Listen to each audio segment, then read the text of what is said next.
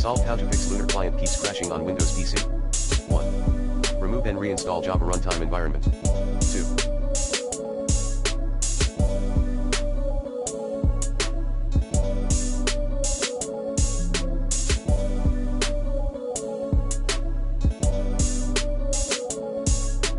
Update graphics driver using the recommended Avast driver updater in this video guide. 3. Change then create launch directory at % of data % via Lunar Client settings. 4. Perform a clean boot. 5.